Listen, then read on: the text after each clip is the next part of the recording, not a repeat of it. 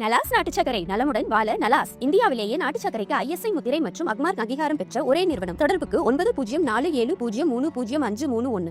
அரசியல் என்பது தன்னலமற்ற உண்மையும் நேர்மையுமாக மக்களுக்கு சேவை செய்கிற ஒரு புனிதமான அமைப்பு முறை என்பதை தாண்டி அதிக லாபம் ஈட்டக்கூடிய ஒரு தொழிலாக மாறி நிற்கிறது. அதை அன்பு சொந்தங்கள் எல்லோரும் அறிவீர்கள். வரும்போது எல்லோரும் அரசியல் புரட்சி என்றும் அரசியல் விடுதலை என்றும் தான் தொடங்குகிறார்கள். ஆனால் தொடர்வதும் முடிப்பதும் எங்கே என்றால் அரசியல் விடுதலை அரசியல் புரட்சி என்பதெல்லாம் போய் அரசியல் வியாபாரமாகி விடுகிறது. இத்தனை கட்சிகள் நம் நாட்டில் இருக்கிறது. எதற்காக இத்தனை கட்சிகள் தோன்றியது தொடங்கப்பட்டது என்பதை என் அருமை பெற்றோர்களும் என் அன்பு தம்பிதங்கைகளும் சிந்திச்சு பார்க்கணும். ஏற்கனவே ஆட்சி அதிகாரத்தில் இருக்கிற கட்சிகளின் அரசியல் கோட்பாடு நிலைப்பாடு ஆட்சி இது சரியில்லை என்று ஒரு மாற்று மாற்று மாற்று என்கிற போது எதிலிருந்து மாற்று? எந்த கட்சி ஆட்சியிலிருந்து மாற்று? அது எப்படிப்பட்ட மாற்று? இதுதான் நமக்கு எழுகிற கேள்வி.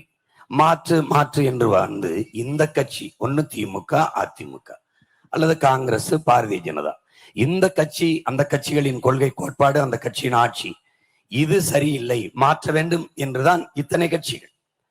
சாதிக்கு ஒரு கட்சி மதத்துக்கு ஒரு கட்சி. ஏன் என் சமூகம் என் சாதி சமூகத்துக்கு வேண்டிய உரிமையை தர இந்த கட்சிகள் மறுக்கிறது. என் சமயம் என் மதத்திற்கான உரிமையை இந்த கட்சிகள் ஆட்சி மறுக்கிறது. அதனால் நான் அதை பெறுவேன், என் சமூக மக்களுக்கு என் சாதி மக்களுக்கு உரிமை பெற்று தருவேன் என்று கட்சிகள் இயக்கங்கள் தொடங்கப்படுகிறது. இந்த கட்சி ஆட்சிகளிலிருந்து ஒரு மாற்று என்று பல இயக்கங்கள் தொடங்கப்படுகிறது. ஆனால் எந்த கட்சி ஆட்சி இவர்களுக்கான உரிமையை மறுத்தது தரவில்லை என்று தொடங்கினார்களோ அதே கட்சி ஆட்சிகளோடு தேர்தல் வரும்போது தேர்தல் உடன்படிக்கை வைத்து அந்த கட்சிகளுடைய கூட்டணி வைத்து அவர்களுடைய வெற்றிக்கு இவர்கள் எல்லாம் பெருத்த ஏமாற்றாகி விடுகிறது. எந்த கோரிக்கையை நிறைவேற்ற இவர்கள் அரசியல் இயக்கத்தை தொடங்கினார்களோ அந்த கோரிக்கை நிறைவேற்றப்படாமல் அங்கேயே செத்து போகிறது. இப்ப குறிப்பாக மது ஒழிக்கிறதுக்கு ஒரு மாநாடு என்றால் மதுவை ஒழிக்காமல் மதுக்கடையை திறந்து வச்சு நடத்தி கொண்டிருக்கிற கட்சிகளுடைய மறுபடி தேர்தலில் கூட்டணி வைத்தால் எப்படி கோரிக்கை நிறைவேற்றப்படும்? அவன் என்ன எங்க வேணாலும் போராடிட்டு திருப்பி நம்மகிட்ட தான் சீட்டு வருவான்னா அந்த கோரிக்கை நிராகரிப்பார்கள், ஏற்க மாட்டார்கள். நீங்க அறிவார்ந்த தமிழ் சமூக மக்கள், ஆன்றோரும் சான்றோரும் நிறைந்து வாழ்கிற மக்கள், அரசியல் ஆய்வறிஞர்கள், விமர்சகர்கள், உலகத்தை உள்ளங்கையில் வைத்து உற்று பார்க்கிற வசதி வாய்ப்பை பெற்றிருக்கிறீர்கள். எல்லோரும் கவனியுங்கள். இத்தனை ஆண்டுகள் ஆட்சியில் என்ன மாறுதலை? 5 ஆண்டுக்கு ஒரு முறை தேர்தல் வருகிறது, சரி, என்ன மாறுதல்? என்ன மாறுதல் நடந்திருக்குது? ஒரு சின்ன மாறுதல். இந்த கட்சி ஆட்சிகளில் இருந்து எந்த மாறுதலை கண்டீர்கள்?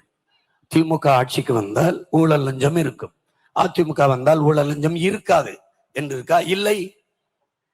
இவர்கள் வந்தால் டாஸ்மார்க்கை திறந்து வைத்து மக்களை குடிகாரர்களாக்கி குடிநோயாளிகளாக்கி பல லட்சக்கணக்கான பெண்களின் தலையை அறுப்பார்கள் என்று இருக்கு. இவர்கள் வந்தால் மூடுவார்கள் என்று இருக்கா? இல்லை. இவர்கள் வந்தால் வளங்களை சுரண்டி கொழுப்பார்கள், விற்பார்கள். இவர்கள் வந்தால் ஆத்துமணலை அள்ளுவார்கள். அவர்கள் வந்தால் மலையை நொறுக்கி எம்சாண்ட் மலை மணல் என்று விற்பார்கள். ஆனால் இவர்கள் வந்தால் விற்க மாட்டார்கள் என்று இருக்கா? இல்லை. ஒரு அறிவு சமூகம், இயற்கையின் பரிணாமத்தில் வந்த கடைசி பிள்ளைகள் நாம் இல்லாமல் உலகில் எல்லா உயிரும் வாழ்ந்துவிடும். ஆனால் உலகில் எவ்வுயிரும் இல்லாது மனிதன் வாழ முடியாது என்கிற அறிவியல் உயிரியல் உண்மையை அறியாத கூட்டமாக இருக்குது. இதற்கு எதற்கு கல்வி?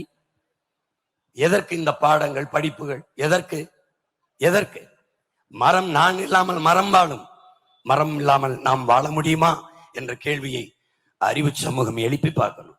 கொக்கு இல்லாமல் குருவி இல்லாமல் மான் இல்லாமல் மயில் இல்லாமல் யானை இல்லாமல் புலி இல்லாமல் சிங்கம் இல்லாமல் வாழ்ந்துவிட முடியும் என்று மனிதன் நினைப்பது எவ்வளவு பைத்தியக்காரத்தனம், எவ்வளவு பைத்தியக்காரத்தனம்.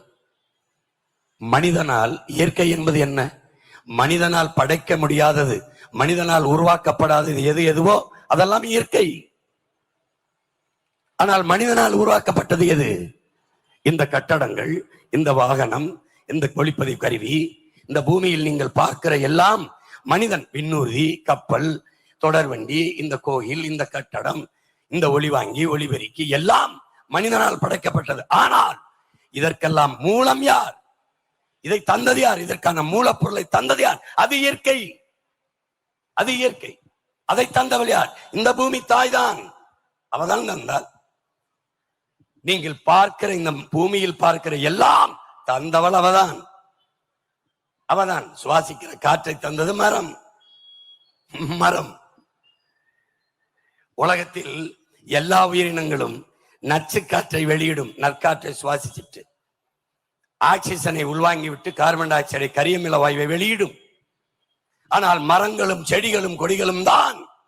ஒரு சிறிய செடி துளசி, வீட்டுக்குள்ள துளசியை வளர்க்கிறது பக்திக்கு இல்ல, அது புக்திக்கு. அது 24 மணி நேரம் ஆக்சிஜனை வெளியிடும், நற்காற்றை வெளியிடும். அதனால்தான் வளர்க்கிறோம். நம் முன்னோர்கள் வளர்த்தார்கள். ஆலமரம், அரச மரம் 24 மணி நேரமும் ஆக்சிஜனை வெளியிடும். எதுக்கு நம்ம முன்னவர்கள் கோயிலை கட்டினார்கள், குளத்தை வெட்டினார்கள்? ஏன் வேப்ப மரம், புளிய மரம் நடவில்லை? எதற்காக ஆலமரமும் அரச மரத்தையும் நட்டார்கள்? ஏன்? அதுதான் நற்காற்றை வெளியிடும், மூச்சு காற்றை வெளியிடும். நம் பிள்ளைகள் கோயில் குளத்திலே குளிச்சு சாமியை கும்பிட்டு இங்க அமர்ந்து நல்ல காற்றை சுவாசிக்க வேண்டும் என்பது தமிழனின் வழிபாடு என்பது, கோட்பாடு என்பது, மெய்யியல் என்பது, அறிவியல் என்பதை தமிழ் சமூக மக்கள், என்னிலும் இளைய தம்பி தங்கைகள் புரிந்து கொள்ளணும். சீமான் மரத்தோட பேசிட்டுக்கிறான், மரத்துக்கா ஓட்டு இருக்குன்றான். அடப்பாவி, மரத்துக்கிட்ட ஓட்டு இல்ல, என் உயிர் இந்த மரத்துக்கிட்ட தான் இருக்கு. அதனாலதான் நான் மரத்தோட பேசிட்டு இருக்கேன். மாட்டோட பேசிட்டு இருக்காங்கிறான். மாடு என்பது மாடு இல்ல, ஆடு என்பது ஆடு இல்ல, நம் செல்வங்கள். எல்லா உலக பேரறிஞரும் சொல்றான், ஆடும் மாடும் மொபைல் பேங்க்ங்கிறான், நடமாடும் வைப்பகம்ங்கிறான். ஒரு ஆடுன்னா 70,000, மாடுன்னா பால். உன் நாட்டின் பொருளாதாரம் என்ன? சாராயம் எவ்வளவு? 50,000 கோடி ஒரு ஆண்டுக்கு. பால், அதன் சந்தை என்ன? 3 லட்சம் கோடி. உன் நாட்டின் பட்ஜெட்டே 3 லட்சம் கோடி தான். உன் அரசு ஆவின் பால் விக்குது. திமுக அதிமுக அரசு ஆ எங்க கேளு, யார்கிட்ட கேளு. ஆ இருக்கு, ஆ பால் இருக்கு, ஆவின் பால். பால் இருக்கு, அது பால் தானான்னு கேளு. பால் இல்ல, பால் போல ஒன்று. அப்போ ஆவி எங்க? பசு எங்க? இல்ல இல்ல. ஆனால் பால் வளத்துறைக்கு ஒரு அமைச்சர் இருக்கிறார். பால் இருக்கிறது, வளம் எங்கே என்ற கேள்வியை என் சொந்தங்கள் எழுப்பினால் அதுதான் விழிப்புணர்வு, அதுதான் மாற்றத்திற்கான சிந்தனை. அங்கதான் புரட்சிகரமான அரசியலுக்கான விதை ஊண்டப்படுகிறது. கால்நடைத்துறைக்கு அமைச்சர் இருக்கிறார். கால்நடை எங்கே? உனக்கு பால் எங்கே இருந்து வருகிறது? எங்கே இருந்து? ஆந்திராவில் இருந்து. ஆந்திர முதலாளிக்கு தமிழ்நாட்டு மக்களுக்கு தரமான பாலை கொடுக்கணும்னு பசுவின் மார்ல இருந்து கறந்த உடனே ஒரு சொட்டு கலப்படம் இல்லாம உங்களுக்கு அனுப்பி வைக்கிறார. என்ன அவருக்கு வெங்கடாச்சலி கோயில்ல வேண்டிக்கிட்டார, யாருக்கும் கலப்படம் இல்லாம தமிழ்நாட்டு மக்களுக்கு பால் கொடுக்கணும்னு. இப்படி ஒரு கூட்டமா இது மாறி போயிருச்சு. என்ன கொடுக்கறான்? என்ன தண்ணி கடையில வாங்கி குடிக்கிற, அது குடிக்கிற திறன்ல இருக்கு, தகுதியில இருக்குன்னு யாருக்கு தெரியும்? யாரு தர சான்றிதழ் தந்தவன்? யார்? யார்? நம்ம ஆத்தாளப்பனுக்கு கிடைக்காத தண்ணி அப்போலோ மினரல் கிண்லே முதலாளிக்கு எப்ப பெற்றாலும் கிடைக்குது. எப்படி எப்படி எப்படி அழைச்சு பேசல, எத்தனை குடுவை வேணும்னாலும் அப்படி கேன்ல கொண்டாந்து இறக்குறானே. எப்படி? ஏன் நமக்கு அந்த தண்ணி கிடைக்கல? அது தண்ணி தான் யாருக்கு தெரியும்? தண்ணி குடிக்கிற திறன்ல இருக்குன்னு அது தெரியும். அவ்வளவு நஞ்சு. நீ குடிக்கிறது பாலா? குஜராத்ல இருந்து அமுல்னு ஒரு பால் வருது, குஜராத் மாநிலம் நமக்கு கொடுக்குது. ஏன் நீ ஏன் மாடு வளர்க்கல? உனக்கு அவமானம். பால் குடிக்கணும், நெய் திங்கணும், தயிர் திங்கணும், மோர் குடிக்கணும், வெண்ணெய் போடணும், தோசையில நெய்யை ஊத்தி நல்லா சாப்பிடணும். ஆனா மாடு வளர்த்தப்படாது. அட பைத்தியங்களே, பைத்தியங்களே. பிரதமர் பேசுறாரு டைரி டேல, பால் நாள்ல, பாலில் மிகப்பெரிய சந்தை இருக்கிறது, பொருளாதாரம் இருக்கிறது, பாலிலேயே நம்ம தற்சார்பு பொருளாதாரத்தை அடைய முடியுங்கிறது. இத பேச்சு இருக்க கேளுங்க, பேச்சு இருக்கு. எது ஒன்றையும் பார்க்கறது இல்ல. உலகத்தில் மற்ற நாடுகள் எதுக்கு உங்களுக்கு அலைபேசி இருக்கு, வலையொலி இருக்கு, எல்லாம் பொழுதுபோக்குக்கு எதையே பார்த்து தொலைக்கிறிய, உருப்படியாதாவது பாரு, போய் பாரு. ஒரு சின்ன நாடு சிங்கப்பூர், ஒரு வளமும் இல்ல. நமக்கு அது நிலம் இருக்கு, மலை இருக்கு, காடு இருக்கு, ஏதோ இருக்கு, அறிவு இருக்கு, மனித உழைப்புக்கு ஆற்றல் இருக்கு, எல்லாம் இருந்து நம்ம ஏழ்மை வறுமையில் இருக்கோம். 28 விழுக்காடு மக்கள் இரவு உணவு இல்லாம தூங்க போறோம். பசி பட்டினி, அரிசி பருப்பு, வேட்டி சிலைக்கு 1000 2000 கையேந்தி நிக்கிற. அவன்கிட்ட ஒண்ணுமே இல்ல, கடல் தான். அவன் எப்படி உலகத்தரத்துல கல்வியில 3வது இடத்துல இருக்கான்? எப்படி இருக்கான்? எப்படி இருக்கான்? இதுல நம்ம நாடு எந்த இடத்துல இருக்கு? இது தமிழ்நாடு ஒரு இளவலும் இல்லை. எங்க இருக்கு? எங்க இருக்கு? எங்க இருக்கு? அரசு பள்ளிக்கூடம் கல்லூரிக்கு போய் பார்த்திருக்கிய? அரசு பள்ளிக்கூடத்தில் கல்லூரியில் அமைச்சர் மக்கள், சட்டமன்ற உறுப்பினர், மாமன்ற உறுப்பினர், இல்ல நாடாளுமன்ற உறுப்பினர் யார் விளையாது படிக்குமா? ஏன் தரம் இல்லை? ஏன் தரம் இல்லை? பல நாட்களாக தரங்கட்டவர்கள்ட்ட அதிகாரத்தையும் ஆட்சியும் கொடுத்து விட்டீங்கன்னா தரம் இல்லாமல் அனுபவம். ஒரு சின்ன நாடு சிங்கப்பூர் ஒரு வளமும் இல்லாமல் சிறந்த நாடாக கல்வியிலே 3வது இடத்துல இருக்கான். முதல்ல தென்கொரியா இருந்துச்சு, 2வது ஜப்பான் இருந்துச்சு, 3வது சிங்கப்பூர் இருந்துச்சு. இப்ப முதல்ல பின்லாந்து போயிருச்சு, 2வது தென்கொரியா. தென்கொரியாவை பின்னுக்கு தள்ளி பின்லாந்து முன்னேறிச்சு. ஆனால் நீண்ட காலமாக 3வது இடத்திலேயே உறுதியா நிக்குது சிங்கப்பூர். எப்படி எப்படி கொடுக்க முடியுது? இந்த சென்னை அளவு தான் இருக்கும் சிங்கப்பூர். மொத்தமா சென்னை எவ்வளவு தூரம் இருக்கும் அவ்வளவு கூட இருக்காது. ஒரு சின்ன நாடு உலகத்தின் தரத்துல மருத்துவத்திலையும் கல்வியிலையும் ஊழல் லஞ்சமற்ற நாடா இருக்கான். அதாங்க, அதை கவனிக்கணும். ஒரு சின்ன நாடு கியூபா, ஃபெடல் காஸ்ட்ரோங்கிற புரட்சியாளன் பிறக்கலைன்னா அது அமெரிக்காவின் இன்னொரு மாகாணமா தான் இருந்திருக்கும். வெறும் கரும்பு தானே இருக்கு. நீ உலகத்தின் சர்க்கரை கிண்ணம் என்றால் அது கியூபா தான் வரும். அந்த ஒரு வளத்தை வைத்துக் கொண்டு அந்த நாட்டில் கல்வி, மருத்துவம், குடிநீர் விநியோகம், மின் உற்பத்தி, பகிர்வு, சாலை ஓடுதல், பராமரித்தல், போக்குவரத்து எல்லாவற்றையும் அரசு வைத்துக் கொண்டு தரமா தன் மக்களுக்கு கொடுக்க முடியுது. ஏன்? அங்கே கனவை சுமந்து வந்த ஒரு நாயகன் தலைவன் வந்தான், ஃபிடல் காஸ்ட்ரோ. சிங்கப்பூர் அப்படி இருக்குன்னா காரணம் ஒருத்தன் வந்தான், ஒரு புரட்சியாளன் கனவை சுமந்து வந்தான். அவன் சொல்லுகிறான் 10 years, only 10 years, 10 ஆண்டுகளில் என் நாட்டை உலகத்தின் தலை சிறந்த நாடாக படைப்பேன். 1000 ஆண்டுகள் தாண்டியும் என் நாட்டை மக்கள் போற்றத்தக்க உயரத்தில் வைப்பேன் என்றான். லீ குவான் யூ வைத்தான். எத்தனை ஆண்டுகள் மாறி மாறி இவர்கள் திமுக விட்டா அதிமுக, அதிமுக விட்டா திமுக. என்னத்தை விட்ட? என்ன பண்ண? தொடர்ந்து ஓட்டு போட்ட. உதயசூரியன், ரெட்டல, கையி, தாமரை, அது இதுன்னு அவர்கள் வென்றார்கள். நீங்கள் தோற்று போனீர்கள். என்ன சாதித்தீர்கள்? என்ன சாதித்தீர்கள்? மக்களாட்சியை ஏற்றுக்கொண்ட நாட்டில், ஜனநாயக நாட்டில் மக்களுக்கு இருக்கிற கடைசி வலிமை மிக்க கருவி ஆயுதம் வாக்கு. அதை அநீதி, அடக்குமுறை, ஒடுக்குமுறை, பசிப்பஞ்சம், ஊழல் லஞ்சம், இந்த அநீதிக்கு எதிராக இந்த வாக்கை தூக்குவதற்கு பதிலாக விற்கிறீர்கள் 1500 ஜனநாயக தேச துரோகத்தை செய்து கொண்டிருக்கிறீர்கள். தேர்தல் ஆணையம் எழுதி வைக்குது, அதுக்கு 100 கோடிக்கு மேல செலவு. வாக்குக்கு காசு வாங்குவதும் கொடுப்பதும் குற்றம், ஓராண்டு சிறை. எவன் ஒருத்தவங்க கூட சிறையில் இல்ல, ஒருத்தவங்க ஆனா கொடுக்குறான். நம்ம போற போது பறக்கும் படை குறுக்க வந்து நிற்கும்.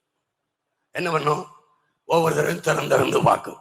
என்னை 3-4 தடவை சொல்லிச்சு, ஏதாவது செலவு காசு இருந்தா அதில் வச்சு விடுங்கன்னு சொல்லி. என்ன அந்த தங்கச்சியில்ட்ட கேட்கிறேன், சார் என்ன சார், அண்ணா போன தடவை நான் உங்களுக்கு தானே ஓட்டு போட்டேன், டியூட்டி என்ன நான் மன்னிச்சுக்கிறேங்க. நான் காசு கொடுக்கப்படுதா இல்லையா? படுது, அது தெரியுது, தடுக்க முடியல. இப்போ உன் மகன் என்ன சொல்றேன்? காசு, வாக்குக்கு காசை கொடுத்து வாக்கை பறிக்கிறவன் ஜனநாயகத்தை படுகொலை செய்கிறான். கேடுகட்ட பணநாயகத்தை கட்டமைக்கிறான். பணம் இருப்பவன் தான் அரசியல் செய்ய முடியும் என்றால் அங்கே மக்களுக்கான சேவை என்பது செத்து போகும். பணத்தை முதலீடு செய்து வெல்லுகிறவனின் லாப தேவைதான் இருக்கும். அப்போ எங்கே இருக்கும் ஜனநாயகம்? எங்கே இருக்கும் மக்களாட்சி? எங்கே இருக்கும் மக்களுக்கான அதிகாரம்? ஏன் இந்த கேள்வி யாருக்குள்ளும் எழ மாட்டேங்குது? அப்ப பணம் இருக்கிறவன் தான் அரசியல் செய்ய முடியும் என்றால் நானும் என் தம்பியும் எப்படி பணம் இருக்கிறவன் தான் அரசியல் செய்ய முடியும் என்ற நிலை இருந்திருக்குமானால் எப்படி காமராஜர் இருந்திருக்க முடியும்? எப்படி கக்கன், எப்படி ஜீவானந்தம், எப்படி பெருங்க அண்ணா? அவரே பேசுகிறார். பெருங்க அண்ணா பேசுறதற்கு தட்டிப்பார் வலையொலியில. எதற்காக இந்த காங்கிரசார் ஓட்டு இந்த அண்ணா துறையை தோற்கடிக்க, என்னை ஜெயிக்க முடியாது என்ற பயத்திலே ஓட்டுக்கு காசு கொடுப்பானேன், அதுவும் 7 கடல் தாண்டி 7 மலை தாண்டி வெங்கடாசலபதியை 7 மலையானை துணைக்கதற்கு அழைத்து வருவானேன். அந்த படத்தை மக்களிடத்திலே காட்டி அதன் மேலே காசை வைத்து அதிலே சத்தியம் செய்து அந்த காசை கொடுத்து எனக்கு வாக்கு போடக்கூடாது, காங்கிரசுக்குத்தான் போட வேண்டும் என்று இந்த காங்கிரசார் ஏன் இப்படி செய்கிறார்கள் அப்படின்னு பேசுறது இருக்கு. அன்னைக்கு 2 ரூபா கொடுத்துருக்கான் ஐயா அண்ணாதுரை தோக்கடிக்க. இன்னைக்கு 2000 கொடுக்குறான். யாரு?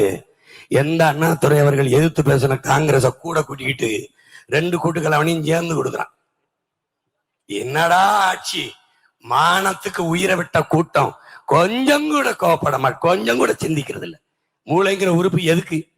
இவர் வந்தா மகளிர் உரிமை தொகை, அது யாரு? கலைஞர் உரிமை தொகை. அவருக்கு என்ன உரிமை? என்ன உரிமை? அவர் தொகையாது. அதுல 1000 5 ஆண்டு முடியும் போது நாடு மக்களும் வளர்ந்துட்டாங்க. அதனால என்ன 2000. ஐயா எடப்பாடி 2000. புதுசா வந்திருக்க தம்பி 2500. உன் மானத்தை நான் ஏலம் விடுறதை பார்த்து ரசிச்சு கேவலம் கேவலம். நாங்க வந்தா ஃப்ரிட்ஜுக்குள்ள எதை வைப்ப கீரை, வெண்டைக்காய், காய்கறி, பழம், இதை அதேவே கொடுப்பேன். எங்க அப்பா விவசாயி தான் கொடுப்பேன், வேற எவனும் கொடுக்க முடியாது. மிக்சி கொடுத்தாங்க, எதை போட்டாரப்ப? மல்லி, மிளகாய், மஞ்சள் தானே. அதை யார் தருவா? அது விவசாயி தான். சரி, மிக்சி கொடுத்தாங்க, எத்தனை நாள் ஓடும்? நீயே போய் கடையில இந்த மிக்சி, கிரைண்டர், ஃப்ரிட்ஜ் எல்லாம் நீயே போய் பார்த்து வாங்கிட்டு வந்தாலும் அது ஒரு 6 மாசம் 1 வருஷத்துக்குள்ள பழுதாயிரும். இவங்க மொத்தமா அடிமாற்று விலைக்கு வாங்கிட்டு வந்து உனக்கு கொடுத்தா அது 2 மாசம் ஓடும், நின்னுரும். அடுத்த தேர்தல் வரைக்கும் மிக்சியில போட்டு நீ மசாலா அரைக்காம மாவு அரைக்காம என்ன பண்ணுவ? அடுத்த தேர்தல் வரைக்கும் காத்திருப்பியா சொல்லு. மிக்சி, கிரைண்டருக்கு அதை பயன்படுத்துவதற்கு தடை இல்லாம மின்சாரம் இருக்க? என்ன நாடு, என்ன ஆட்சின்னு இதை சைத்துக்கிட்டு இருக்க நீ? ஆள் மாறுகிறது 5 ஆண்டுக்கு ஒரு முறை, ஆட்சி மாறுகிறது. ஐயா கருணாநிதி இல்லை என்றால் அம்மா ஜெயலலிதா, திமுக இல்லை என்றால் அதிமுக, ரெட்டலை இல்லை என்றால் உதயசூரியன் ரெட்டலை, ஐயா ஸ்டாலின் எடப்பாடி ஐயா இல்லைன்னா ஸ்டாலின். ஆட்சி முறை மாறுகிறதா? அதான் கேள்விங்க. அப்படியே அவங்க வந்தாலும் டாஸ்மார்க் இருக்கும், இவங்க வந்தாலும் டாஸ்மார்க் இருக்கும். அவங்க வந்தாலும் ஊழல் லஞ்சம், இவங்க வந்தாலும் ஊழல் லஞ்சம். அவன் வந்தாலும் கொலை, இவன் வந்தாலும் கொலை. பட்ட பகல வெட்டுவான். சரி, நீ சொல்லு, வீட்டுல இருந்து வெளியில வந்துட்டு திருப்பி உயிரோட வீட்டுக்கு போயிருவேன்னு உறுதியை உனக்கு தர முடியுமா? தருவியா நீ? உன் பிள்ளை, நம்ம பிள்ளை பள்ளிக்கூடத்துக்கு போயிட்டு அல்லது கல்லூரிக்கு போயிட்டு பணிக்கு போயிட்டு திருப்பி பத்திரமா வந்துருங்கிற நம்பிக்கை உனக்கு இருக்கா? சொல்லு, இருக்கா? எப்படிப்பட்ட நாட்டுல நீ வாழ்ந்துகிட்டு இருக்க? நிறைந்த போதையே ஒரு பண்பாடு, ஒரு வாழ்க்கை முறை, ஒரு கலாச்சாரமாக மாறி போய்விட்டது நமது நாட்டுல. எல்லாவற்றையும் தனியார் மயப்படுத்திய அரசு, கல்வியை, அறிவை வளர்க்கும் கல்வி, உயிரை காக்கும் மருத்துவம், உலக உயிர்களின் உயிர் தேவையா இருக்கிற நீர், இது 3ம் விற்பனை பண்டமாகிவிட்ட நாடல்ல சுடுகாடு என்பதை அன்பு தம்பி தங்கள் அறிவார்ந்த பெற்றோர்கள் புரிந்து கொள்ளணும். ஒரு நாட்டின் வளத்திலேயே ஆகப்பெரிய வளம் அறிவு வளம் தான். செல்வத்திலே சிறந்த செல்வம் கல்வி செல்வம் தான். ஒரு நாட்டை ஆளுகிற மன்னனுக்கு கூட அந்த நாட்டில் மட்டும்தான் செல்வாக்கு இருக்கும், மதிப்பு இருக்கும். அந்த நாட்டை தாண்டினால் இருக்காது. ஆனால் கற்றவனுக்கு சென்ற இடமெல்லாம் சொல்ற. ஒரு நாட்டை எப்படி கட்டமைப்ப? கல்வியில் இருந்தான் ஒழுக்கம், நன்னெறி, தர்ம சிந்தனை, சமூக மேம்பாடு எல்லாம் கொண்ட ஒரு சமூகமாக கட்டமைக்க முடியும் என்றால் கல்வியிலிருந்து தொடங்கணும். உலகத்தில் ஒரு நாட்டின் எதிர்காலம் அந்த நாட்டின் வகுப்பறையில் தீர்மானிக்கப்படுதுங்கிறான். உன் வகுப்பறையா இருக்கா, அறிவு கருவறையா இருக்கா, அல்லது வியாபார அறையா இருக்கா? யோசிச்சு பாரு. நல்லா காசு கொடுத்தா நல்ல கல்வி, இல்லைன்னா கட்டடத்தை வேடிக்கை பார்த்து வீட்டுக்கு போலாம். அப்போ எப்படி பண்ணுவ நீ? தனியார் முதலாளியால் தான் தரமான கல்வியை கொடுக்க முடியும் என்கிற நிலை இருப்பது எவ்வளவு அவமானம். போய் பாரு, சிங்கப்பூர், மலேசியா போய் பாரு. இங்கதானே இருக்கு, போயிட்டு தானே இருக்க. தனியார் முதலாளிகளும் கல்லூரி, மருத்துவமனை நடத்துகிறார்கள், பள்ளி நடத்துகிறார்கள், அரசும் நடத்துது. 2ம் போட்டியிடுது மக்களுக்கு யார் தரமா கொடுக்கறதுன்னு. அது வரவேற்கத்தக்கது. அதான் உன் மையம் சொல்றேன். உன் பிள்ளை வென்று வந்தா முதல்ல என்ன பண்ணுவேன்? கையெழுத்து என்ன போடுவாங்க கேட்பான். கையெழுத்து முதலமைச்சர் கையெழுத்து தான் போடணும், இல்லைன்னா செல்லாது. அது போட்டு அடுத்து என்ன பண்ணுவேன் பாருங்க. கல்வி மானுட உரிமை, கொடுக்க வேண்டியது அரசின் கடமை, கொடுக்காமல் இருப்பது மாபெரும் கொடுமை.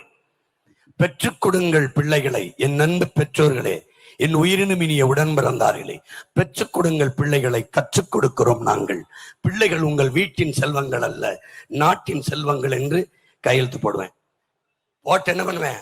உலகத்தரம் எதிரா பின்லாந்து, இரண்டாவது யாரா தென்கொரியா, மூணாவது சிங்கப்பூர். இந்த 3 நாட்டையும் முந்திக் கொண்டு கல்வியின் தரத்தை உயர்த்துவேன். இனி பின்லாந்துல இருந்து, சிங்கப்பூர்ல இருந்தும், தென்கொரியால இருந்து ஒருத்தன் பேசணும், உலகத்தின் கல்வித்தரம் எங்க? தமிழ்நாட்டின் கல்வித்தரம் தான்டா உலகத்தரம் என்று சொல்லணும். அதுக்கு என்ன பண்ணுவேன்? எனக்கு ஒரு நோக்கம் இருக்கு. தனியார் முதலாளியால் கொடுக்க முடிகிற கல்வியை 8 கோடி மக்களால் நிறுவப்பட்ட ஒரு அரசால் கொடுக்க முடியாதா? இந்த கேள்வியை என் முன்னாள் நிற்பவர்கள் அல்ல, உலகெங்கும் இருக்கிற என் சொந்தங்கள், உங்கள் பிள்ளைகள் முன்வைக்கிற இந்த கருத்தை கேட்கிற என் சொந்தங்கள் சிந்திக்கணும். அப்படின்னா அரசு தோற்று போகுது, கையாளாக அமைகிறது. எதுக்கு இந்த அரசப்போ? பள்ளிக்கூடம் வச்சிருக்க, தரமா வச்சிருக்க, பள்ளிக்கூடத்தை சுடுகாடு மாதிரி வச்சிருக்க. ஆனா நீ புதைச்சிருக்க சுடுகாடு எப்படி வச்சிருக்க? நட்சத்திர விடுதி மாதிரி வச்சிருக்க. இப்ப நான் என்ன செய்யறேன்? தலைகளா மாத்தணுங்கிறேன். அதை குட்டியச்சராக்கிட்டு இதை நட்சத்திர விடுதி மாதிரி ஆக்கணும்ன்ற. யாரு செய்வான்ற? போய் பாரு. உலகத்தை ஒப்பிடுறியே, இங்க யார் செய்யறான்னு செய்தான். இதே டெல்லியில 5 ஆண்டுகளில் அரவிந்த் கெஜ்ரிவால் செஞ்சான். போய் பாரு அவனுடைய கட்டட அமைப்பு, கற்பித்தல் முறை, அங்கேயே நீச்சல் குளம், அங்கேயே விளையாட்டு திடல். உன்னை மாதிரி உப்புமா கிண்டிலாம் போடலவன். காலையில் 5 நாளும் உப்புமா. உப்புமா கம்பெனி கரண்ட் நாட்டை கொடுத்தீங்கன்னா உப்புமா தான் போடுவான். போய் பாருவன். உலக தரத்துக்கு கொண்டு வந்து நிறுத்திட்டான் கெஜ்ரிவால். அரவிந்த் கெஜ்ரிவாலால முடியும், உன் மகன் சீமானால முடியாத என்ன சொல்லு? அவன் ஒண்ணும் இல்ல. அது யூனியன் பிரதேசம், சின்ன பகுதி. இவ்வளவு பெரிய நிலமும் மலம் வச்சுட்டு, இவ்வளவு பெரிய கனவு வச்சுட்டு உங்க பிள்ளையால கொடுக்க முடியாத? அருகில ஒரு பெரியவர் கேரளால பினராயி விஜயன். போய் பாரு. தனியார் பள்ளிகளுக்கு, கல்லூரிகளுக்கு போய்கிட்டு இருந்த மாணவர்களை, 31 விழுக்காட்டு மாணவர்களை அரசு பள்ளி கல்லூரியின் பக்கம் திருப்பிட்டான். ஏன்? தரத்தை உயர்த்திட்டான். நீ ஏன் உயர்த்த மாட்ட? ஏன் உயர்த்த மாட்ட சொல்லு? தனியார் பள்ளி கல்லூரி மருத்துவமனையின் வைத்திருப்பதே இவர்கள் தான். அப்ப அரசு பள்ளி கல்லூரியின் தரத்தை உயர்த்திட்டா அங்க வர்ற வியாபாரம் குறைந்து விடும். அவன் லாப தேவைக்காக மக்களுக்கு செய்ய வேண்டிய சேவையை மீறுகிறான், மறுக்கிறான். அரசு மருத்துவமனை இருக்கு, அரசை நடத்துற எவனாவது போய் அதுல படுக்கிறானா கேளு. எனக்கு தெரிஞ்ச அரசு மருத்துவமனையில் படுத்தது 2 பேர். ஒன்னு எங்க ஐயா தாப்பாண்டி, இன்னொன்னு எங்க ஐயா நல்ல கண்ணு. அவன் 2 பேரும் கம்யூனிஸ்டவாதிகளா இருந்ததுனால எளிய பிள்ளைனாலும் படுத்தான். அதுக்கு முன்னாடி ஐயா கக்கன் போன்றவர்கள் எங்க முன்னோர்கள். வேற ஐயா எம்ஜிஆர் உடனே இல்ல, அப்பளோல படுத்தாங்க. ஐயா கருணாநிதி அவர்களுக்கு முடியல, எம்ஜி ராமச்சந்திரன். அதுக்கப்புறம் அம்மா ஜெயலலிதாவுக்கு முடியல, அப்பலோ. ஐயா கருணாநிதி அவர்களுக்கு முடியல, காவிரி. தம்பி செந்தில் பாலாஜிக்கு முடியல, தாத்தா ஓமந்தூர் ராமசாமி ரெட்டியார் பேர்ல இருக்க அரசு மருத்துவமனையில வச்சாங்க. 2 நாள், 2 days ஒன்லி ஷிப்ட். உடனே இங்க காவிரிக்கு ஏன் தரம் இல்ல? யாருக்கு? அரசை நடத்துறவனுக்கே தெரியுது தரம் இல்லைன்னு. அப்போ எப்படிப்பட்ட அரசு? மறுபடியும் யாருக்கு போட போற? இந்த தரங்கட்ட கூட்டத்துக்கு போட்டு ஆட்சியை கொடுத்து ஒன்னும் சரியில்லை, ஒன்னும் சரியில்லை புலம்பிக் கொண்டிருப்ப. ஒன்னாலதான் நாடு நாசமா போகுது. இது புலம்பிக் கொண்டிருக்கிற நேரமும் இல்லை, காலமும் இல்லை. இழந்து விட்ட உரிமைகளை பிச்சை கட்டு பெற முடியாது, போராடித்தான் பெற்றாக வேண்டும் என்கிறார் புரட்சியாளர் அம்பேத்கர். அதற்குத்தான் உங்கள் பிள்ளைகள் வீதியில் நின்று போராடி கொண்டிருக்கோம். 1 ஆண்டு 2 ஆண்டு இல்ல, 15 ஆண்டுகளாக, 10 ஆண்டுகளாக இந்த தேர்தல் அரசியல். உலக வரலாற்றிலே என் உடன் பிறந்தார்களே, பேரன்பு மிக்க என் பெற்றோர்களே, உலக வரலாற்றிலே ஒரு அரசியல் இயக்கம் இவ்வளவு தோல்வியை உற்சாகமாக பாய்கிற ஒரு பேர் இயக்கம் உலக வரலாற்றிலே கிடையாது. இந்திய துணைக்கண்டத்திலும் கிடையாது, உலகத்திலும் கிடையாது. என்ன? முதல் தேர்தல 4.5 லட்சம். அந்த வாக்கை வாங்கின ஒரு கட்சி கரைஞ்சு காணாம போயிருக்கும், இல்ல ஏதாவது ஒரு கூட்டணி கட்சியோட கூட்டணி வச்சு போயிருக்கும்.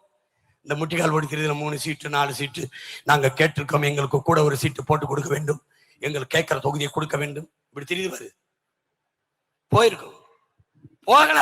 அதே உறுதியோட திருப்பி 2019 18 லட்சம் வாக்கு. 4 லட்சம் இருக்கு, 18 லட்சம். இது இந்தியாவை யார் ஆகுதுல நாங்க போட்டியாளர்களே இல்ல. அதுல வாக்கு எப்படி? ஒவ்வொரு தேர்தலுக்கு ஒரு சின்னத்தை கொடுப்பாங்க. எங்களுக்கு வாக்குக்கு காசு கொடுக்கல.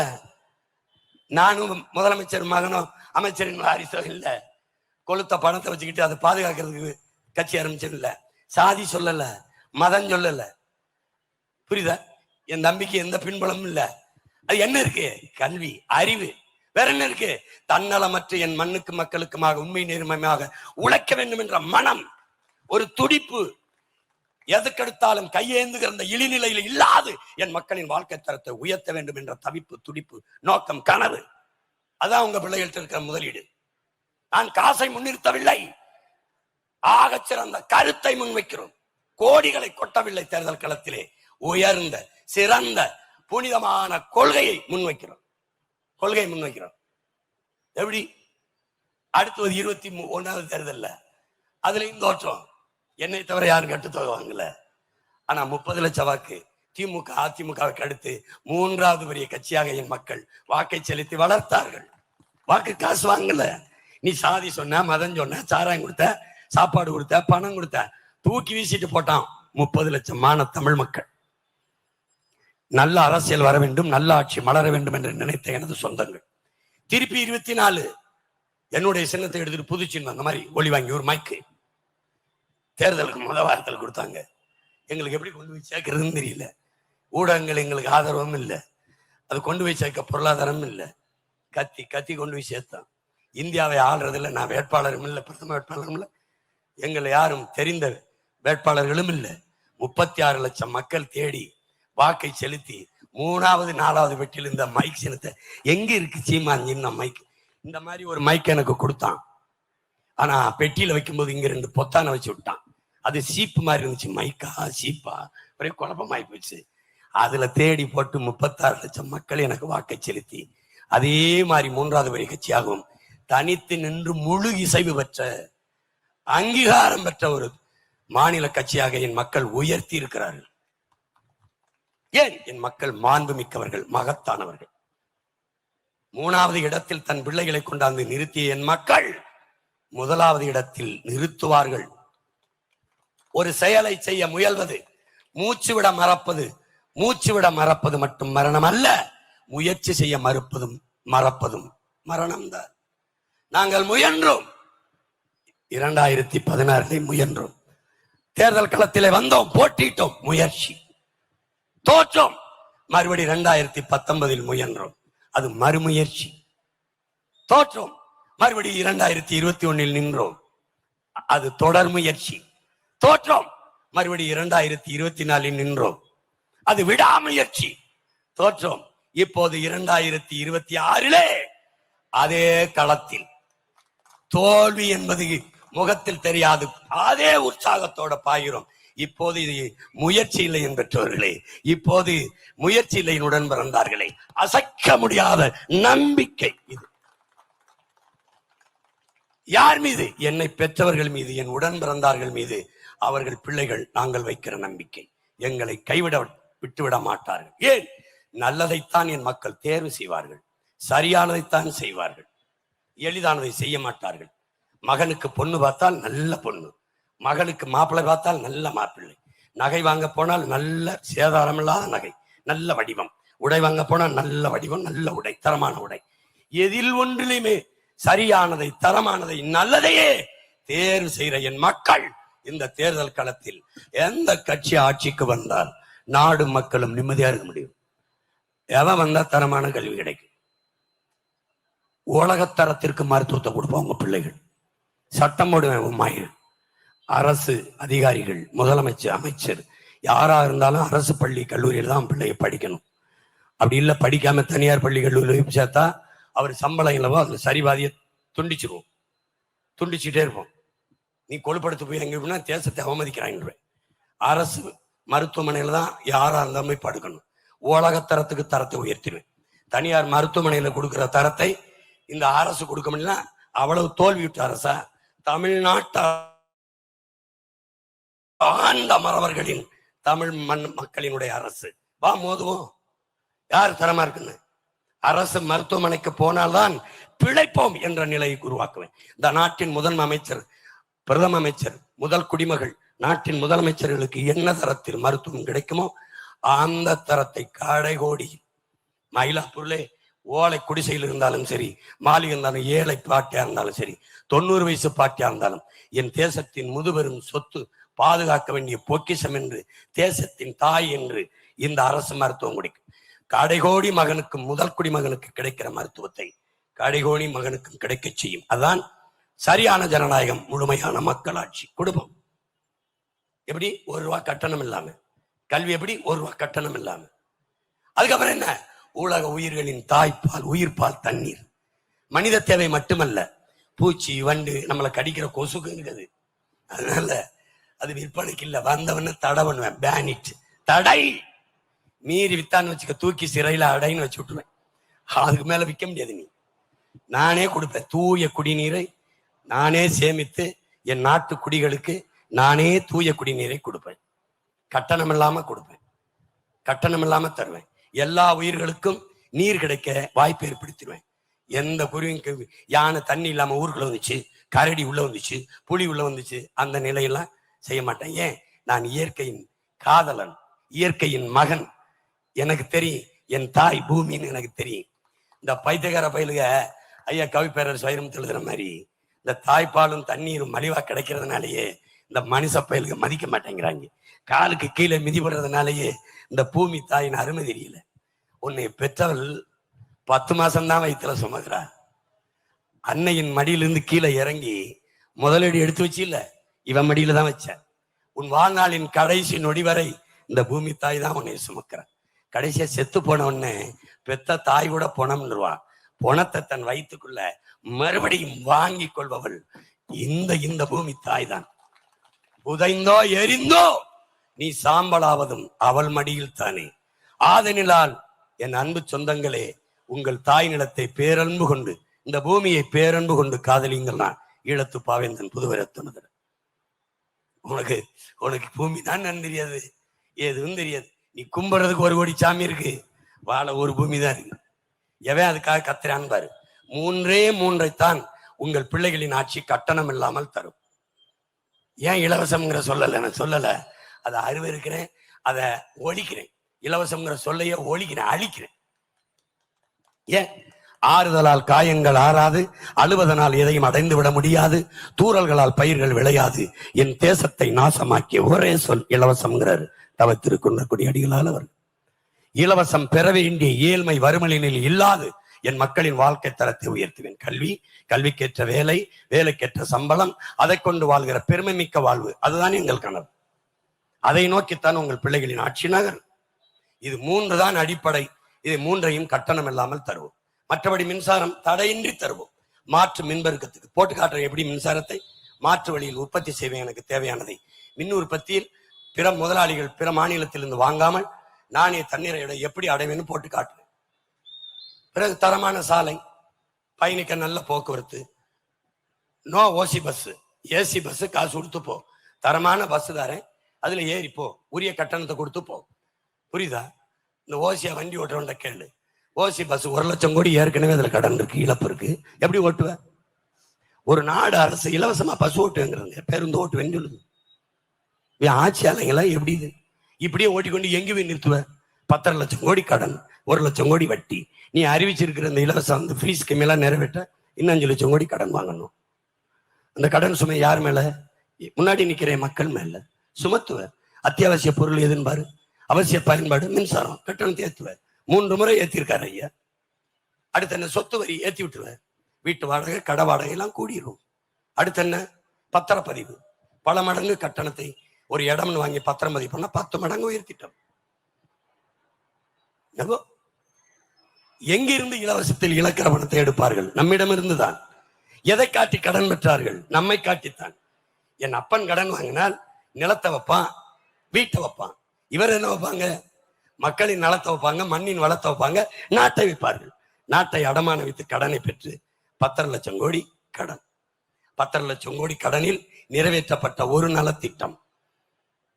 நல்ல கல்வி கொடுத்தாய்விட்டதா? தரமான குடிநீர் பகிர்ந்தளிக்கப்பட்டதா? தடையற்ற மின்சாரம் தானே உற்பத்தி செய்து மின் உற்பத்தியில் நிறைவாயிட்டதா? இல்லை. சிறந்த மருத்துவம் நாட்டுக்குடிகளுக்கு கொடுத்தாகிவிட்டதா? இல்லை. பயணிக்க நல்ல பாதை, தரமான போக்குவரத்து கொடுத்தாகிவிட்டதா? இல்லை. அப்ப என்ன நடந்தது? 10.5 லட்சம் கோடியில் இந்த நாட்டை உலகத்தின் தலை சிறந்த நாடாக மாற்றி படைத்திருக்க முடியுமா? முடியாது. உன் நாட்டின் தலைநகர் 60 ஆண்டுகள் ஆட்சி திமுக. மழை நீர் கழிவு நீர் வழிந்து ஓட காவாய் இல்லை. ஒவ்வொரு பட்ஜெட்லையும் நிதிநிலையும் 4000 கோடி 5000 கோடி ஒதுக்குகிறார்கள். நல்லா கவனிக்கணும், ஒதுக்கீடு தான் அது. அதுக்கு செலவு செய்யணும்னு சொல்றது இல்ல, அதுக்கு அழிக்கிறோம், அந்த திட்டத்துக்கு அழிக்கிறோம்னு சொல்றது இல்ல, வார்த்தையை கவனிக்கணும். ஒதுக்கீடு. ஏண்டா போலேன் நல்லா சொல்லுங்க. 4000 கோடி ஒதுக்குனீங்களே, அது எங்க? அதான் ஒதுக்கிட்டோம். நல்லா சொல்லுங்க அந்த வார்த்தையை. ஒதுக்கிட்டோம். காவா வெட்டுற காசு அவன் வாய்க்குள்ள போனதுனால இன்ன வரைக்கும் மழை நீர் கழிவு நீர் வெளியேற மாட்டேங்குது. மழை பெஞ்சனா வெள்ளத்துல மிதக்கிறான். ஒரு ஆட்சி என்பது எப்படி? நல்ல ஆட்சி என்பது என்ன? வெள்ளத்தில் மக்களை மிதக்க விட்டு, வெள்ளத்தில் சிக்கி கஷ்டப்பட விட்டு, சாங்க விட்டுட்டு வெள்ள நிவாரணம் கொடுக்கறதெல்லாம் ஆட்சி. வெள்ளத்தில் மிதக்க வேண்டிய அவசியம் இல்லாமல் ஒரு சொட்டு நீர் வீதிகளிலேயோ தெருக்கு வீட்டு வாசல்லையோ தேங்காமல் வெளியே எடுத்து கொண்டு போறதுக்கு காவாய் வாய்க்கால வெட்டி வெளியே எடுத்துட்டு போறது ஆட்சி இருக்கு பாரு, அதுதான் நல்ல ஆட்சி. ஒரு ஆண்டு தப்புன்னா பரவாயில்ல, ஒவ்வொரு ஆண்டும் வெள்ளத்திலே மக்கள் மிதக்கிறாங்க, ஒவ்வொரு ஆண்டும் வெள்ள நிவாரணம் கொடுக்குது அரசு. இவனுக்கு எந்த கோபமும் என் மக்களுக்கு வரல. எப்படி மழை நீரை கழிவு நீரை வெளியே எடுத்துட்டு போவாங்கிறத உன் மகன் போட்டு காட்டுறேன் படம் பாரு. ஏன்னா கருத்தியெல்லாம் உனக்கு கடத்த முடியல. என்னால 15 ஆண்டுகளா கத்திரை வந்து சேரல, கொஞ்சம் தான் சேர்ந்திருக்கு. அதனால காட்சிப்படுத்தி என் கனவை விரிக்கிறேன் உங்கள் கண் முன்னாடி பாருங்க. எப்படி தண்ணியை தேங்க விடாம மற்ற நாடுகள் எப்படி இந்த கழிவு நீரை மழை நீரை எப்படி வெளியேற்றி எப்படி அதை நிர்வாகம் செய்துங்கிறத போட்டு காட்டுறேன். அது போல நான் செய்வேன். அப்போ அறிவார்ந்த சமூகம், இந்த களத்தில் நிற்கிற எல்லா தலைவர்களும் எடுத்து வைக்கிற கருத்தை கேளுங்க. எது சரியா இருக்கோ அவங்களுக்கு வாக்கு செலுத்துங்க. எங்க கருத்து நல்லதுன்னா கொள்ளுங்க, அல்லதுன்னா தள்ளி விடுங்க. மக்களின் பிரச்சனையை எவனாவது மனசுல இருந்து பேசுறானான்னு பாருங்க. இந்த தலைவன் எவனாவது ஒருத்தன். தலைவன் என்பவன் குறிப்புகளோடு பேசுறவன் இல்ல, குறிக்கோளோடு பேசுறவன் தான் தலைவன். தலைவன் இருந்தவன் தாழ்ல இருந்து மக்கள் பிரச்சனையை பார்த்து படிக்கூடாது, தன் தலையிலிருந்து பேசணும். நீ இங்கே இரு, நாளைக்கு காலையில வரைக்கும் இப்படியே பேசிக்கிட்டே இருப்பேன். என்னடா தம்பி? ஏன்னா உன் வலி, உன் காயம், உன் துன்பம், உன் துயரம் எல்லாம் இங்க இருக்கு. ஏன் இந்த ஆவேசமான மொழி? நீண்ட காலமா தாங்கி இருக்கிற வலி. அதனாலதான் இந்த மொழி. எனவே நான் அன்பு சொந்தங்கள், கொஞ்சம் சிந்திங்க. அந்த உக்ரைன் பிரதமர் செலன்ஸ்கி, அவன் பிரதமரானவன அரசு அலுவலகங்கள்ல என்னுடைய படத்தை எல்லாம் எடுத்துருங்கன்ட்டான். நான் ஒரு அடையாளமோ குறியீடு அல்ல, I am not icon identity, என்னை தூக்கிட்டான். அப்ப என்ன பண்ணலாம்? உங்க பிள்ளைகளின் படங்களை உங்க மேசைக்கு எதிராக, அலுவலக மேசைக்கு எதிராக மாற்றிடு. ஏதாவது ஒரு கோப்பு வருதா கையெழுத்துக்கு, ஃபைல், அதை பாரு. அப்போ உன் பிள்ளைகளின் முகத்தை பாரு. நீ இடுற கையெழுத்து உன் பிள்ளைகளின் எதிர்காலத்துக்கு சரியா இருக்குன்னா இடு, இல்லைன்னா இட்டுறாதுன்ட்டான். அதே உங்க பிள்ளைகள், உங்க உடன் பிறந்தவன் உங்களுக்கு என்ன சொல்றேன்னா, நீங்க வாக்கு செலுத்த போகும்போது சாப்பிட்டு தான் போவீங்க. தட்டுல உங்களுக்கு சாப்பாடை தந்தது யாருன்னு ஒரு நொடி யோசிங்க. தெரியும், விவசாயி தான் தெரியும். விவசாயிக்கு நன்றி, உணவு தந்த விவசாயிக்கு நன்றிங்கிற எண்ணத்தை நெஞ்சில சுமந்து செல்லுங்க. வாக்ககத்துக்கு செல்லுங்க. அந்த விவசாயி எங்க சின்னத்தில் இருப்பான். அப்படி பாருங்க. இந்த வாட்டி தேடாதீங்க. 3வது 4வது பெட்டிக்கு முத பெட்டியிலே இருப்பான். ஏன்? நீங்க கொடுத்த அங்கீகாரம் தான். உங்கள் வாக்குல உங்கள் பிள்ளைகளை அங்கீகரிக்கப்பட்ட கட்சியாக்குனதுனால இப்ப முதல் பெட்டியில இருக்கணும். அதுல உங்களுக்கு ஒண்ணு தெரியுமா? சூரியன் எல்லா பெட்டியிலும் இருக்காது, ரெட்டை எல்லா பெட்டியிலும் இருக்காது, கை, தாமரை, இந்தியாவை ஆண்ட கட்சிகளுக்கு சின்னம் கூட இருக்காது. ஆனா உங்க மகங்க சின்னம் எல்லா பெட்டியிலும் இருக்கும். 234 தொகுதியிலே இருக்கும். 234 தொகுதியில தனிச்சு நின்று போட்டியிட கட்சி தானே பெரிய கட்சி. ஓட்டுக்கு காசு கொடுக்காம ஓட்டை வாங்க முடியும் நம்பிக்கை இருக்கிறவன் தானே நல்ல கட்சி. இலவசம் தரமாட்டேன், கல்வி, மருத்துவம், குடிநீர் தான் தருவேன், மற்ற தரமாட்டேன்னு சொல்றவன் தானே நேர்மையானே. உனக்கு வாக்க பறிக்க தெரியாதா? எனக்கு வீட்டுக்கு ஒரு ஹெலிகாப்டர் தரேன்னு சொல்ல தெரியாதா? ஒவ்வொரு 1000 ரூபாய் இன்னும் 2000 வாங்கிட்டு இருக்க, ஒவ்வொரு கிலோ தங்கம் தரேன் சொல்ல தெரியாதா எனக்கு? ஏன் நீ நம்புவ? இந்த சிரிக்கிறீல்ல, அவன் சொல்லும் போது சிரிக்கல, நான் சொல்லும் போது சிரிக்கிற. எப்படி ஏமாத்துறது எளிது. மார்க் ட்வைன்ங்கிற அறிஞர் என்ன சொல்றான்? மக்களை ஏமாத்துறது எளிது, ஆனா அவர்கள் ஏமாந்து கொண்டிருக்கிறார்கள் என்பதை உணர்த்துவது ரொம்ப கடினம்ங்கிறான். நாங்கள் தான் 15 வருஷமா கத்தி உணர்த்தி பார்க்கிறோம், புரியல. கொஞ்சம் பேருக்கு புரிஞ்சிருக்கு, பத்தல. இப்போ ஒரு மகத்தான மாறுதல், ஒரு மாபெரும் புரட்சி இளைய தலைமுறை பிள்ளைகளுக்குள்ள எழுந்திருக்குது. ஒரு புரட்சி தீ பற்ற வைத்து எரியுது. புரட்சி என்பது ஒவ்வொரு மனிதனின் காலடிக்கு கீழே காய்ந்த செருகுகளாக கிடக்கிறது. ஒரு தீக்குச்சியின் உரசலுக்காக காத்து கொண்டுங்கிறான். என் பிள்ளைகள் தெருவெங்கும் பத்தி கொளுத்தி போடுறான். இங்க என் தம்பி அருண் பச்சை பச்சை பிள்ளைங்க பள்ளி கல்லூரியில் படிக்கிறவன் இந்த நாடு அந்த நாடுல எல்லா நாட்டுல தீ வச்சு எரிக்கிறான். புரட்சி தீயை எதை? இந்த அநீதிக்கு எதிரான அறப்போரை தொடங்கி வெள்ளனூன் வெறி கொண்டு நிற்கிறான்.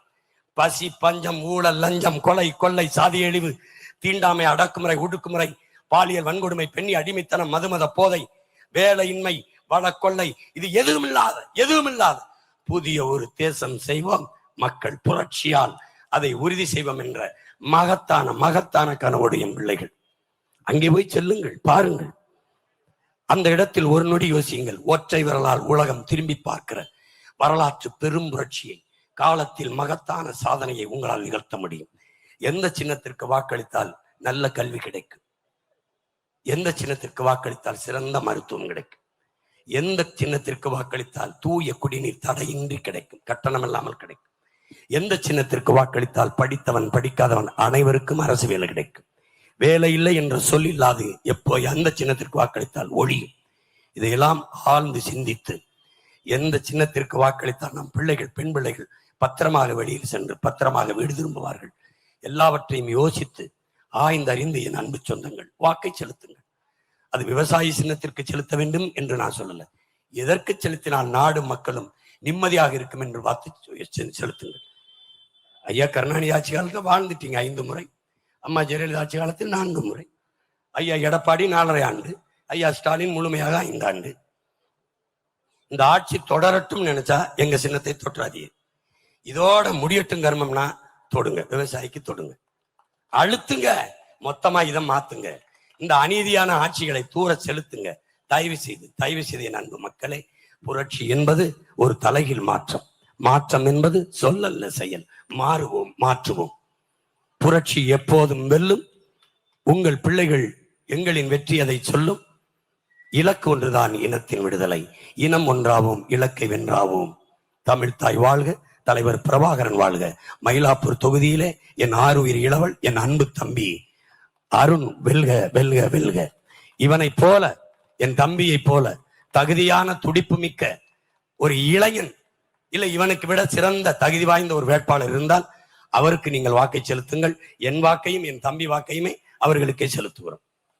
ஆனால் இனிமேலாவது பாருங்க, யாருக்கு செலுத்து? எல்லாத்திலையும் சரியானதான தேடுறீங்க, எல்லாத்திலையும்.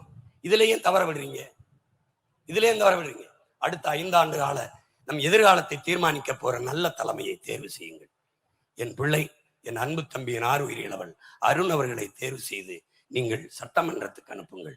பன்னெடுங்காலமாக மக்கள் மன்றத்திலே, மக்கள் முன்னாடியே கத்திக்கொண்டும் பேசிக்கொண்டும் கதறிக்கொண்டிருக்கிற உங்கள் பிள்ளைகள் ரத்தம் வேர்வையாக உருகி ஓட, உடம்பெல்லாம் உப்பு பூக்க, நெஞ்சு வெடிக்க, தொண்டை தண்ணி வறண்டு போக, முகமெல்லாம் கருத்து போக, உடலெல்லாம் சோர்வடைய உங்கள் முன்னாடி நின்று கத்துவது எங்கள் நலனுக்கல்ல, எங்களுக்கு ஒரே ஒரு தன்னலம்தான். அது என் இனத்தின் நலன்தான். எனவே என் அன்பு சொந்தங்கள், அறிவார்ந்த பெருமக்கள், கற்றறிந்த சான்றோர்கள் நிறைந்த இனத்தின் மக்கள், உங்கள் பிள்ளைகள் எங்களுடைய கருத்தை கொஞ்சம் கவனியுங்கள். சரியாக இருந்தால் மதிப்புமிக்க வாக்கை எங்களுக்கு செலுத்தி வெற்றி பெற செய்யுங்கள். இந்த மயிலாப்பூர் தொகுதியிலே போட்டியிடுகிற என் தம்பி வேட்பாளர் அல்ல, பன்னெடுங்காலமாக தாழ்த்தி வீழ்த்தி வைக்கப்பட்ட தமிழ் தேசியமன், உணர்வை இழந்து, உரிமை இழந்து, உயிரை இழந்து அடிமைப்பட்டு நிற்கிற அன்னை தமிழ் சமூகத்தின் மொழி மீட்சிக்கு, இன எழுச்சிக்கு, நிலவள பாதுகாப்புக்கு, மக்கள் நல பாதுகாப்புக்கு போராடுகிற ஒரு அரசியல் புரட்சிகர அரசியல் படையாக இருக்கிற நாம் தமிழர் கட்சியின் முன் கள போராளிகள், கள வீரர்கள் தான் என் கட்சி வேட்பாளர்கள். அப்படி இந்த களத்திலே நிற்கிற ஒரு மகத்தான கனவை சுமந்து நிற்கிற என் ஆருயிர் தம்பி அருண் அவர்களுக்கு நீங்கள் வேளாண் குடிமகன் விவசாய சின்னத்திலே வாக்கை செலுத்தி நீங்கள் வெற்றியடையுங்கள். என் தம்பியையும் வெற்றியடைய செய்யுங்கள். புரட்சி வெல்லட்டும். நன்றி, வணக்கம். நாம் தமிழர்.